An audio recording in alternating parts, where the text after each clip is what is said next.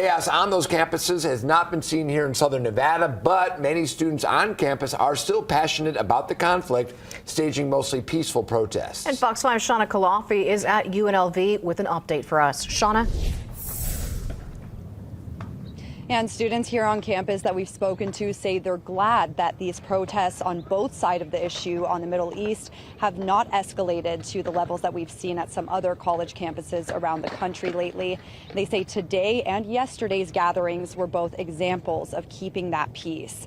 Now, this afternoon, a group with Students for Justice in Palestine had a meeting with President Whitfield as well as other UNLV administrators, demanding that the university disclose and divest any ties they have to companies that fund weapons manufacturing in Israel and beyond. They also asked UNLV to release a statement protecting pro-Palestinian students from defamation. And while that meeting was all happening, a group gathered outside on campus to show their support for the students in that meeting and for Palestinian liberation.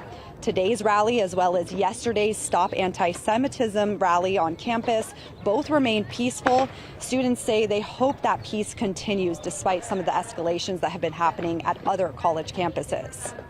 And during that meeting today, the group says the university administrators were receptive to their concerns, and they did agree to release a statement protecting all students on both sides of this issue and their right to free speech. We did receive that statement from UNLV in the last hour. You can read that in full on our website, fox5vegas.com, shortly.